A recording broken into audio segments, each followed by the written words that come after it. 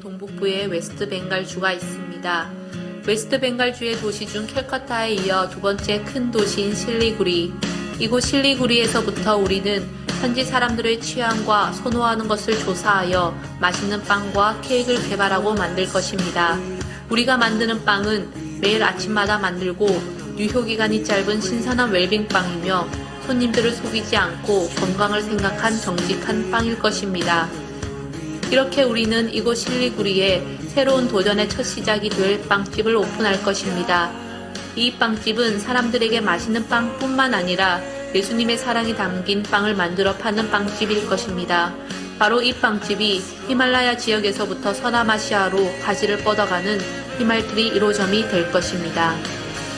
우리는 정직한 사업가가 되어 힌두교, 불교, 이슬람 세계관으로 비롯된 무관심, 교만, 게으름, 거짓, 이기심, 포기, 뇌물 등이 뿌리 박혀 있는 개인의 삶, 문화, 사회를 변화시킬 것입니다. 세상적인 물질 만능의 성공관이 아니라 하나님의 성품과 말씀에 기반을 둔 사랑, 정직, 겸손, 성실, 정의, 섬김의 영적 자본으로 우리가 만나게 될 한 사람 한 사람에게 실제적인 하나님의 능력을 보여주고 또 도전할 것입니다. 그래서 우리가 먼저 이웃과 주변을 돌아보기 시작하여 지역사회를 섬기는 운동들을 시작하고 나아가 많은 사람들이 동참하여 사회의 변화를 가져오고 결국 그 사회가 복음의 수용성이 높아질 것입니다. 우리는 선교사에게 재정 등 많은 의존성을 보이는 현지 교회를 선교사가 아니라 철저히 사업가의 정체성으로 겸손히 교회를 섬기며 현지 교회 내부자인 참된 성도의 일원이 될 것입니다. 그래서 현지 성도와 함께 예수님을 따르고 말씀에 순종하는 제자가 될 것이며 현지 교회는 선교하는 교회가 되도록 섬길 것입니다. 그래서 예수님의 제자가 된 현지 성도들이 예수님의 말씀에 순종함으로 복음을 가지고 교회의 울타리를 넘어 그들이 속한 가족과 직장, 사회 안으로 들어가 그곳에서 살아있는 교회로 세워져 갈 것입니다. 우리는 헌신된 현지 제자들에게 빵을 만드는 기술 훈련과 하는 서비스 훈련, 그리고 예수님의 말씀과 명령에 기쁘게 순종하는 훈련을 할 것입니다. 이 훈련들은 부르심을 깨닫고 순종하며 나아가는 좋은 도구가 될 것입니다. 그래서 이들이 교회가 없는 최전방 지역으로 나아갈 것입니다. 복음을 위한 도구로만 빵집을 운영한 것이 아니라 정말 맛있는 빵집에 마음씨 좋은 빵집 아저씨가 되어 각 마을 안에서 복음으로 소금이 되고 빛이 될 것입니다. 결국 그들은 자연스럽게 교회로 세워질 것입니다. 이것은 기존의 사역의 한계를 돌파한 하나의 성공으로 끝나는 것이 아니라 하나의 무브먼트로 자리 잡아 그리스도를 향한 지속적인 선교 운동으로 세워질 것입니다. 그래서 서남아시아 7개국, 인도, 스리랑카, 몰디브, 파키스탄, 네팔, 부탄, 방글라데시 전 지역으로 복음을 확산시키는 운동이 될 것입니다. 우리는 시작하고 싶는 자일 뿐입니다. 열매는 헌신된 현지 제자들이 거둘 것입니다. 순종한 서남아시아의 제자들이 그들의 삶과 환경을 돌파하여 빵과 복음을 가지고 서남아시아의 최전방으로 나아갈 것입니다. 기도와 격려로 함께 서남아시아를 섬겨 주십시오.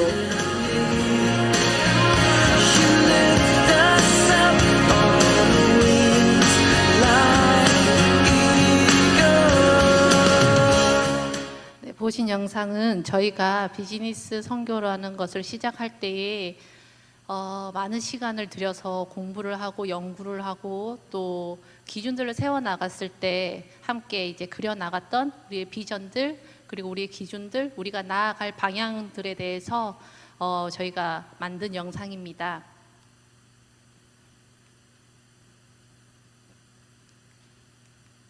저희 비즈니스 선교 이름이 바로 히말트리입니다. 왜냐하면 저희가 있는 지역이 히말라야 지역이기 때문입니다. 그래서 히말라야 지역에서부터 서남아시아까지 서남아시아 전체에 가지를 뻗어나가는 그러한 선교가 되어지는 선교 운동으로 되기 위해서 히말트리라는 이름으로 시작을 했습니다. 자, 이걸 보시면 저희가 처음 공장 세팅하고 이제 기술을 배우는 시간들이었습니다. 소 보이시죠? 인도에서는 늘 그렇게 소가 있습니다. 되게 어떤 분들은 예전에 한국 모습 보는 것 같다고 얘기를 하시더라고요. 그래서 저희는 항상 소떼가 오면 소를 쫓느라, 왜냐하면 소들은 파리를 함께 동반하고 오거든요. 그래서 항상 소떼를 쫓느라 소똥을 밟지 않기 위해서 많은 애로사항이 많았습니다. 예, 이거는 저희 남편과 제가 빵을 만들고 빵 기술을 배우고 하는 그림입니다. 그러면서 2013년 8월에 이제 히말트리 베이커리를 오픈하고 원래 있던 처음 시작했던 공장에서 다른 조금 더 큰 공장으로 이전하는 모습입니다. 조금 더 상황이 나아 보이죠. 소가 없고 또 큰 실내에서 공장을 시작하게 됐습니다. 그리고 이거는 현재 저희 실리구리 지역에 되게 중심이 되고 메인이 되는 시티센터 쇼핑몰이라고 있습니다. 요즘에 말하면 뭐 신세계 뭐 그 정도의 사이즈는 아닙니다. 하지만 그렇게 랜드마크가 될 수 있는 쇼핑몰 안에 저희가 이렇게 히말트리 베이커리 1호점을 오픈했습니다. 그리고 직원들에게 기술을 가르치고 빵을 함께 만들어가고 계속적으로 기술을 이전하고 가르쳐주고 있습니다. 저희 직원들입니다. 그리고 히말트리 베이커리의 2호점을 오픈하게 됩니다. 이거는 큰 건물 안에 이제 두 번째 샵을 오픈하게 됐는데 작은 건물이라 좀 협소한 공간에 2호점을 먼저 오픈하게 됐습니다. 아까 보셨던 영상 제가 그린 거 아시죠? 그래서 제가 나름 재능이 있어서 또 이렇게 그림도 그리고 막히지 않고 저희가 다 인테리어도 하고 그랬습니다. 그리고 2호점은 같은 건물에 원래는 1층에 2호점을 오픈을 했었는데 2층으로 확장하고 더 넓은 곳으로 확장을 했습니다. 지금 현재 저희가 2호점 오픈하고 운영하고 있는 베이커리의 모습입니다. 빵 사역을 하다 보면 뭐가 제일 좋냐면요, 굉장히 나눠주기가 쉬워요. 빵을 들고 다니다가 배고픈 사람 아니면 뭐 저희 남편은 경찰들이랑 그리고 뭐 다른 정부 관료들이랑 조금은 인맥이 있는 편이거든요. 다 빵으로 연결된 인맥입니다. 그래서 갈 때마다 하나씩 주면서 먹어봐라. 그러면 그 사람들은 받아서 고맙고 맛있어서 감사하고 그러면서 그렇게 이제 빵이라는 도구가 참 유용하더라고요. 돈을 주는 것도 아니니까 그냥 하나 먹어봐라고 할 수 있는 도구가 되더라고요. 그러면서 저희가 함께 구제사역으로 하고 있는 부분이 이제 저희 실리구리 지역에 특별히 구제사역을 전문적으로 하시는 선교사님들이 계십니다. 그 선교사님과 연합을 연결하여서 이제 난민촌들이 있고 그리고 난민촌들이 있는데 그 사람들에게 매주 한 달에 한 번씩 빵을 나눠주고 있습니다. 그리고 YM이랑 연결된 이제 구제사역을 빵을 주고 있고 또 길거리에서 이제 지내는 많은 이제 거지라고 하죠. 많은 사람들에게 빵을 나눠주고 있습니다. 그리고 저희 직원들입니다. 네, 다 저희 직원들입니다. 친해 보이죠? 네, 보기만 이런 게 아니라 정말 친합니다. 네, 이렇게 끝인데 영상을 보셨듯이 저희는 인도 실리구리라는 작은 도시에서 비즈니스 선교를 시작했습니다. 많은 업종 중에 빵을 선택한 것은 하나님의 간섭과 계획하심이 있었던 것 같아요. 저희가 비즈니스를 시작하려고 할 때 하나님께서 그 비즈니스 빵을 만드는 기술을 배울 수 있다는 게 어떻게 보면 쉬울 수는 있는데 선교지에서 재료를 찾고 선교지에 맞게끔 빵을 만들어내는 기술은 굉장히 어렵다고 하더라고요. 그런데 감사하게도 그렇게 가르쳐 주실 수 있는 선생님을 만나서 빵 기술을 배우고 그리고 저희가 지금까지 9년째 실리구리에서 비즈니스로 이제 베이커리를 오픈해서 잘 운영하고 있습니다. 지금 보셨듯이 현재 2호점까지 오픈했고 또 직원들은 10명 있습니다. 저희는 직원들 뽑을 때 원칙이라기보다 기준은 믿지 않는 직원들을 뽑는 걸 기준으로 삼았습니다. 왜냐하면 우리가 이 비즈니스를 사역을 하기로 선택한 이유가 대다수의 믿지 않는 사람들을 향한 마음이 있었기 때문입니다. 그래서 이들과 함께 어떻게 보면 갑과 을의 관계이기도 하지요. 왜냐하면 저희는 사장이기 때문에. 하지만 이들을 복음 앞으로 계속적으로 끌어당기기 위해서 저희의 삶을 통해서 이들한테 매일매일 만나는 관계, 매일매일 대화를 나누고 우리의 모습을 통해서 보여지는 그 복음의 모습을 계속적으로 보여주기 위해서. 그래서 예수 믿어라 했을 때 물론 사장님이 예수 믿어라 그러면 어거지로 교회는 가겠죠. 하지만 그거는 진짜 신앙이 아닌 것을 알기 때문에 조금 오랜 시간이 걸릴지 모르겠지만 그들에게 계속적으로 삶으로, 그리고 우리가 선택하는 방향 하나하나를 보여주면서 그렇게 믿지 않는 직원들을 고용하고 그러한 시간들을, 그러한 일들을 하고 있습니다. 선교라는 것은 아주 특별하고 그런 것 같지만 특별하지 않습니다. 전혀 어려운 일이 아닙니다. 선교라는 것은 복음을 가지고 그냥 다른 나라로 가는 겁니다. 그리고 복음을 가지고 나의 경계, 나의 바운더리, 내가 나에게서 익숙했던 것들을 넘어서 가는 것을 저는 선교라고 생각합니다. 그래서 저는 예수전도단 파송으로 20대 때 제 경계를 나름 넘는다고 해서 넘어 인도라는 곳에 하나님의 마음이 있는 곳이라 믿고 또 나를 향한 하나님의 부르심이라 믿고 그곳으로 갔습니다. 그리고 지금까지 10여 년 동안 아무런 일 없이 계속적으로 인도에서 잘 지내고 있습니다. 저는 현지를 배우기 위해서 그리고 현지를 알아가기 위해서 인도 대학을 나왔고요. 그리고 대학 사역을 했고 제자 훈련을 오랜 시간을 했습니다. 그리고 결혼 후 아까 인사드렸던 문진성 선교사와 결혼하고 나서 실리구리라는 지역으로 갔고 팀으로 마지막에 사진 보셨죠? 영상에서 많은 사람이 있었는데 그거 저희가 비즈니스 선교할 때 함께 했던 팀들입니다. 함께 비즈니스 선교 이 사역을 시작했습니다. 그리고 저희를 제외한 다른 분들은 지금은 현재 태국이라는 곳에 가서 저희와 동일한 비전과 방향성을 가지고 베이커리를 오픈해서 지금 그 동일한 사역들을 하고 있습니다.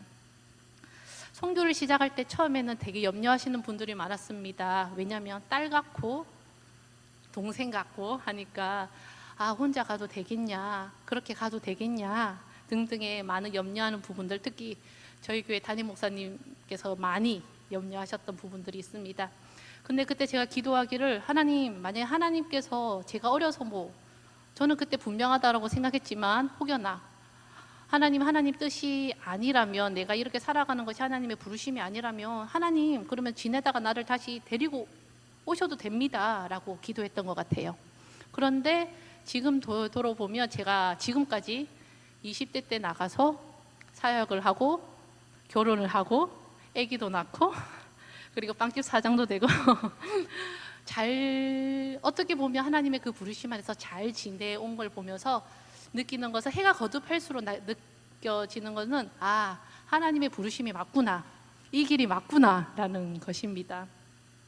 그러면서 선교사로 살아간다는 것은 직책이 아니라고 생각합니다. 저는 직책이 아니라 바로 부르심, 나를 향한 하나님의 부르심이고 저는 그 부르심 앞에 매일매일 순종해내면서 살아가는 것이라고 생각하고, 그렇게 해가 거듭될수록 그렇게 살아내야 하는 것이 내 삶이라는 것을 깨달아가는 것 같습니다.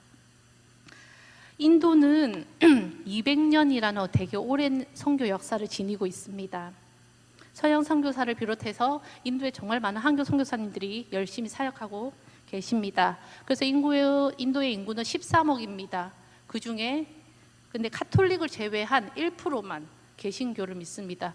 1%라 해도 엄청난 숫자이긴 해요. 하지만 여전히 100년 전이건 지금이건 1%에서 1몇 프로 왔다 갔다 할 뿐이지 그 이상의 복음화율이 올라가지 않고 있는 현실입니다. 이에 따른 이유는 힌두교라는 종교의 특성도 있습니다. 하지만 저희에게는 새로운 선교 전략이 필요하다라는 마음이 들었고, 그때 하나님께서 저희에게 비즈니스 선교에 대한 마음을 부어주셨습니다. 그래서 저희는 복음을 가지고 우리가 한 번도 해보지 않은 영역이었던 비즈니스 선교라는 경계를 넘어서 도전을 시작하게 되었던 것 같습니다. 많은 분들이 선교사가 비즈니스를 해도 되나? 선교사가 비즈니스를 하네? 라는 의아해하는 질문들을 하십니다. 저도 그랬습니다. 처음에 비즈니스 선교에 대해서 이제 시작하고 그걸 왜 준비할 때 할 수 있나? 내가 할 수 있는 건가? 우리가 할 수 있나? 해도 되나? 마지막은 해도 되나? 였습니다. 그런데 비즈니스 선교는 다음 선교를 위한 중요한 부분임을 저희가 깨달아갔던 것은 현지에서 살아가다 보면 이제는 새로운 선교 패러다임이 필요한 시기가 왔구나. 새로운 것을 해야 될 때가 왔구나. 이 선교가 계속적으로 지속되기 위해서는 우리가 도전해야 되는구나라는 것을 좀 절감하고 경험했던 것 같습니다. 그래서 저희가 이 비즈니스 선교에 대해서 결정하게 된 3가지 이유가 있는데, 그 첫째는 바로 절대 다수의 하나님의 복음을 듣지 못한 사람들을 위한, 그것이 하나님 아버지의 마음이었다는 것을 저희가 깨달았기 때문입니다. 대부분 많은 선교사님들이 신학교를 세우고 교회를 세우고 그리고 제자 양육들 분명히 그런 사역들이 필요합니다. 그리고 그 사역들이 지속돼야만 합니다. 그런데 그 외 99%의 사람들은 그 사람들을 향한 하나님 아버지의 마음에 대해서 저희가 새로운 선교의 모습으로 우리가 다가가야겠구나 라는 깨달음과 믿음으로 이 일들을 시작하게 됐습니다. 그리고 두 번째는 창의적인 접근 지역이라고 해서 종교, 특히 기독교에 막혀있는 선교지가 점점 늘어가고 있습니다. 점점 많아지고 있어요. 그래서 인도도 반개종법이라고 해서 복음을 전했을 때 누군가가 이 사람 얘한테 복음 전했어요. 교회 가자고 했어요. 예수님 믿으라고 했어요. 그러면 경찰에서 잡아가고 잡혀갑니다. 그리고 외국인 선교사들은 추방당해서 더 이상은 저희 인도 땅으로 들어갈 수 없게 됩니다. 그게 현실이고 점점 그 법이 늘어가고 이제 어떤 한 주에서 계속적으로 늘어가고 계속적으로 확대되어 가고 있는 것을 볼 때, 현지인 관점에서 볼 때 정말 의심 없는 신분이 필요할 때구나, 그런 시대가 왔다라는 생각이 들었습니다. 그리고 세 번째는 전임 선교 방식의 한계, 전통적인 선교 방식의 한계를 느꼈습니다.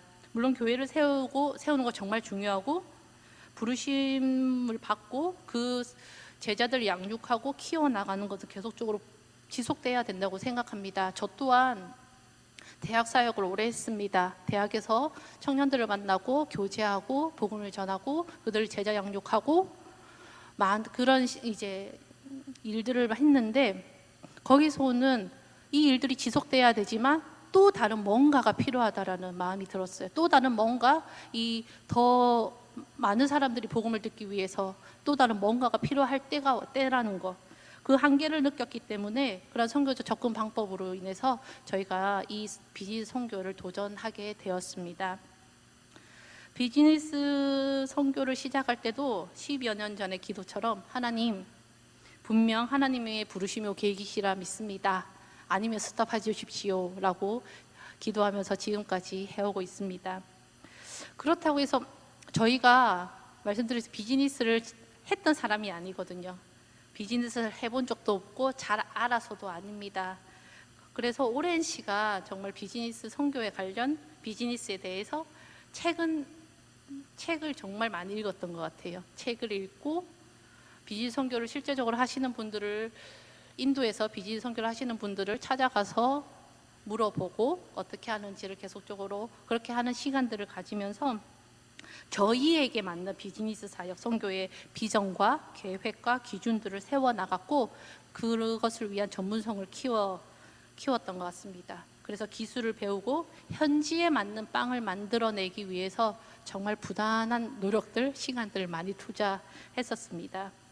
현지 기술자를 고용해서 내가 주인이 되고, 내가 투자자니까 내가 주인이 되어 현지 기술자를 고용해서 넌 일해, 나는 베이커리를 운영할 거야, 이렇게도 할 수는 있지만 그게 효과적이라고 생각하지 않았어요. 왜냐하면 기술은 걔한테 있지, 얘가 없으면 저는 베이커리를 할 수가 없거든요. 그런 생각을 하면서 기술은 내가 있어야 되겠구나, 기술은 우리가 해야 되겠구나 라는 생각이 들었던 것이죠. 그리고 베이커리를 오픈하기 위해서 저희는 교회 후원을 받지 않았습니다. 아까 보셨듯이 각 가정마다 대출을 하든 빌리든 어떻게든 저희가 돈을 모아서 베이커리를 오픈할 때 재정들을 마련했었어요. 왜냐하면 그래야 진짜라고 생각했습니다. 망해도 어쩔 수 없지, 비즈니스가 안 되는데 나 별 수 없지라가 아니라, 정말 그때는 이 사역을 시작했을 때는 정말 모든 걸 걸었던 것 같습니다. 제가 이 사역을 시작했을 때, 제 나이가 지금 40인데 제가 이 사역을 시작했을 때가 31, 2 때였거든요. 이 모든 걸 걸어야 되겠다, 해야게 모든 걸 걸어야겠다는 생각을 했던 것 같습니다. 그런 시간들을 보내면서 비즈니스 선교에 대한 핵심들이 무엇인지 보이기 시작하더라고요. 비즈니스 선교를 하기 위해서는 이런 것은 꼭 지키며 이것을 기준으로 이것만을 붙잡고 나가야겠구나 라고 했던 게 바로 복음과 하나님의 나라에 대한 의도와 소망이었습니다. 그리고 현지 비즈니스의 이해, 그리고 전문성, 이 세 가지가 절충되지 않고서는 해나갈 수 있는 영역이 아니라고 깨달았습니다. 그래서 복음에 탁월해야 되고, 복음을 향한 의도가 있지 않으면 선교사의 정체성이 흔들리게 되더라고요. 그래서 저희가 구호도 외친 적도 있어요. 나는 빵을 만들고 이 이유는 하나님의 나라를 위해서 그렇게 구호도 외치고. 왜냐하면 굉장히 한국에서 이렇게 일을 하시면서 신앙생활 하시는 분들이 정말 대단하고 느꼈던 시간들을 보냈던 것 같아요. 저 개인적으로. 그러면서 내가 인도에서 빵집을 하는 이유는 하나님의 나라를 위함이고, 복음에 합당한 삶으로 내가 살아서 직원, 고객, 파트너 등 수많은 사람들에게 예수님의 본보기로 내가 살아내야 한다라는 것이 최우선시가 되어야 합니다. 그리고 여기서 끝이 아니라 그러니까 선교지, 제가 살아가고 있는 인도를 이해하고 현지 비즈니스를 이해하지 않으면 안 되는 것을 경험하게 됐습니다. 아시다시피 비즈니스는 그냥 단순히 돈을 버는 행위가 아닙니다. 비즈니스는 사람을 관찰해서 필요가 무엇인지 알고 그거에 대해서 창의적으로 물건들을 만들어내고, 그리고 그 필요와 그 가치를 알아서 가치를 알아야 가능한 섬김이라고 생각합니다. 그래서 현지 비즈니스를 이해하지 못하면 어떤 어려움이 생겼을 때, 문제가 생겼을 때 극복하지 못하고 지속하지 못하는 것을 경험했습니다. 비즈니스 관점에서는 그래서 현지 전문가가 돼야 되더라고요. 지금도 저희는 배워가고 있고 또 배워나가는 부분인 것 같아요. 그렇지 않으면 올바른 기준 없이 저희도 모르게 불법적인 방법을 행할 수도 있고, 그리고 그 문화를 거스르는 선택들을 해나갈 수 있게 되더라고요. 그래서 단편적인 예를 들면 인도는 사업장을 운영하는 모든 사람에게 수입의 30%를 세금을 부과합니다. 엄청 많죠. 그게 부과하는데, 그래서인지 현지에서는 당연히 탈세하는 것이 암묵적으로 행해지는 부분이에요. 당연한 거 아니야? 당연히 탈세해야 되는 거 아니야? 탈세하지 않으면 그들에게는 비상식적인 행위라고 생각하는 사람들입니다. 이게 단편적인 얘기긴 하지만 현지에 대한 깊은 이해와 배움이 없으면 비즈니스 선교를 하는 목적에 맞지 않는 방향으로 흘러갈 수 있습니다. 그리고 마지막으로 전문성이 없으면 비즈니스 선교는 시작하면 안 됩니다. 하나님의 부르심이니까, 하나님 하라고 하셨으니까 어떻게 되겠지? 열심히는 하지만 그리고 책임 없는 마음, 그리고 하나님의 은혜로 되겠지가 아니더라고요. 전문성이 없으면 인정을 받을 수가 없고요. 그리고 직원들이 존경하지 않고요. 제자가 될 수가 없습니다. 전문성이 있어야지 어려운 시기가 와도 지속할 수 있게 되더라고요. 저희가 베이커리를 이제 쭉 해오면서 작년 2020년이죠. 그 한 해 오롯이 인도에 있었거든요. 코로나 직격탄을 받았을 때였는데, 한국에서 이제 사업장을 운영하신 분의 그 힘듦과 그 고충이 뭔지 너무 잘 알겠더라고요. 저희도 그와 동일한 그 가운데서 그 시간들을 계속적으로 극복할 수 있었던 것은 우리가 이 비즈니스에 대해서 좀 더 어떻게 하면 이 시간을 극복할 수 있을까? 어떻게 하면 이 시간들을 돌파할 수 있을까? 이 어려움들을 돌파할 수 있을까? 계속적으로 이 비즈니스에 대한 전문성에 대한 공부랑 그리고 메뉴를 개발하고 계속적인 시도, 도전들을 했던 것 같습니다. 그래서 그 시간을 통해서 정말 마케팅이나 아니면 홍보나 저희가 그전에는 전혀 관심도 가지지 않아도 되는 부분들에 대해서 정말 많은 공부를 하고 경험들을 하는 시간이 되었던 것 같습니다. 그래서 전문성을 가지기 위해서는 지속적으로 공부를 하고 발전해야 되고 개발을 하고 해야지만 비즈니스를 지속할 수 있습니다. 저희가 처음 빵 기술을 배우고 그리고 베이커리를 처음 오픈했을 때 제품과 저희 기술력을 지금 현재 제품과 기술력을 비교해서 여전히 동일했다면 어땠을까라는 생각이 들더라고요. 그때 10년 전에 제품이랑 지금 10년 뒤에 제품이 똑같다. 과연 이 베이커리가 지속될 수 있었을까? 이 비즈니스 선교가 지속될 수 있었을까? 라는 의문을 물은 제 안에 질문을 던졌을 때 아니더라고요. 저희가 매년은 아닙니다. 한국을 방문할 때마다 항상 하는 것이 베이커리를 가는 거예요. 빵집을 가보는 거예요. 그리고 핫한 베이커리죠. 거기를 가보는 거예요. 가서 딱 이제 물건들을 이제 제품들을 보며 매번 다름을 느낍니다. 그 말은 무엇이냐면요. 매년 사람들의 트렌드를 맞춰서 가는 게 아니라 그만큼 계속적으로 발전하고 그것을 만들어내는 사람들이 공부하고 도전하고 시도해보고 그런 일들이 끊임없이 반복되기 때문입니다. 그래서 이 전문성을 갖추지 않으면 인도라는 나라가 한국보다는 느리기는 하지만 그렇다고 해서 그렇게 괜찮다고 생각되어지지가 않더라고요. 새로운 것을 계속적으로 만들어내고 접목하고 그래서 뒤처지지 않도록 고객들이 계속 찾아올 수 있도록 그래야지만 비즈니스가 운영되고 베이커리가 운영되고 이 선교가 운영되고 그래야 저희 직원들을 저희가 먹여 살리고 그러면서 그들에게 복음도 전하고 이 모든 게 다 톱니바퀴처럼 맞물려 가는 것임을 경험하게 되었습니다. 이러한 비즈니스 선교의 핵심을 기준으로 삼고 해 나간다면 믿지 않는 대다수의 사람, 즉 직원, 고객, 거래처 그리고 직간접적으로 저희가 관계하는 그 관계 안에서 복음의 수용성, 즉 복음을 받아들일 수 있는 마음이 그들에게 기경이 되어질 거라 저희는 믿고 이 일들을 하고 있습니다. 인격적으로 예수님을 영접하고 제자의 삶을 사는 훈련을 시작하여서 살 수 있습니다. 그래서 많은 선교사님들이 그 소수의 사람들, 믿는 사람들을 집중해서 제자를 훈련하고 교회를 세우고 신학교에서 가르치고 하시는데 하지만 비즈니스 선교 이것은 믿지 않는 사람들이 복음을 받아들이기 전에 그들의 마음을 준비하도록 도울 수 있는 중요한 역할, 통로의 역할을 한다고 저희는 믿습니다. 하나님의 간섭을 위해 지속적인 기도가 필요하고 또 복음의 수용성을 높이기 위해서 하나님의 방식과 성품으로 비즈니스를 운영하면서 계속적으로 도전하면서 저희는 계속적으로 그렇게 살아갈 것입니다. 아직도 이 사역을 시작했을 때 정말 생생합니다. 제가 아침에 잠이 정말 많은 편이거든요. 그래서 정말 잠이 많아서 아침에 일어나는 게 너무 힘든 사람인데 빵집을 하다 보니까 새벽 5시면 눈을 떠서 몸을 일으켜서 공장으로 나가야 되더라고요.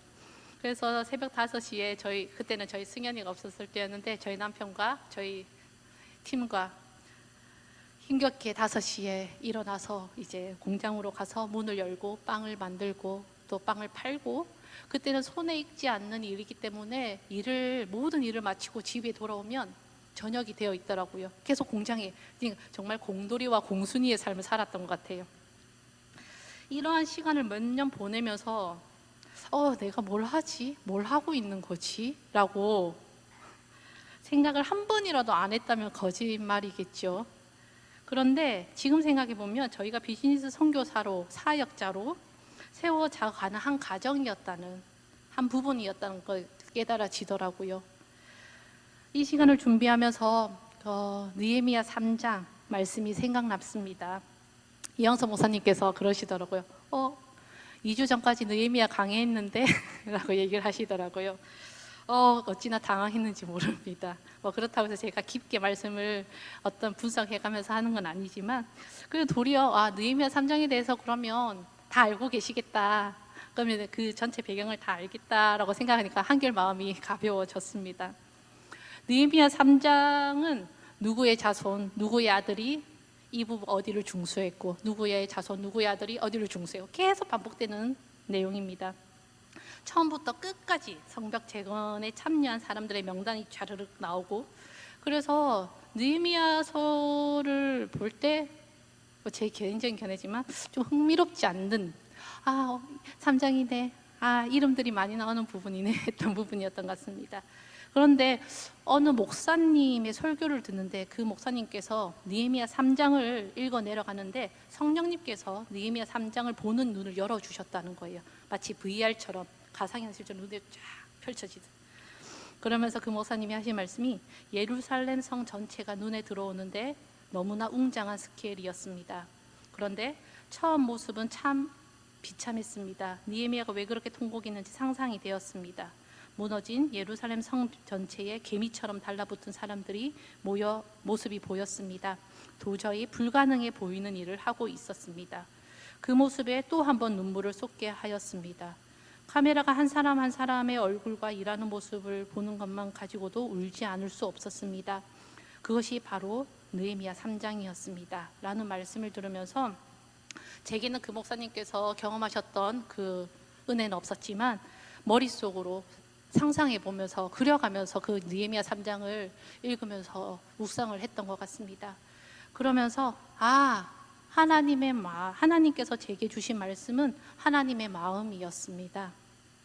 느헤미야가 성벽을 재건하는데 모두가 참여했다라고 한 줄로 끝내지 않고 각 사람의 이름을 어떻게 보면 지루할 정도로 하나하나 누구의 자손 누구의 아들이, 누구의 자손 누구의 아들이, 이렇게 성벽 재건에 참여한 한 사람을 기록한 것을 보면서 하나님께서 기억하고 싶으셨구나, 하나님께서 잊지 않으시구나 라는 마음이 들었습니다.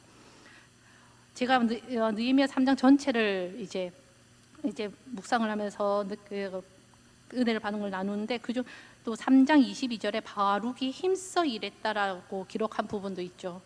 바룩이 힘써 일한 것 그 하나도 기록해 두고 싶으셨던, 이것이 바로 하나님, 그 아버지의 마음이 아닐까라는 생각이 들었습니다. 하나님께서는 주를 위해 헌신하는 한 사람 한 사람이 너무 소중했고, 그 한 사람이 살아가는 그 삶을 다 알고 계신다라는, 그리고 그것을 기억하시고 칭찬하신다는 것입니다. 느헤미야 3장에 나오는 이름은 세상 역사책에는 없습니다.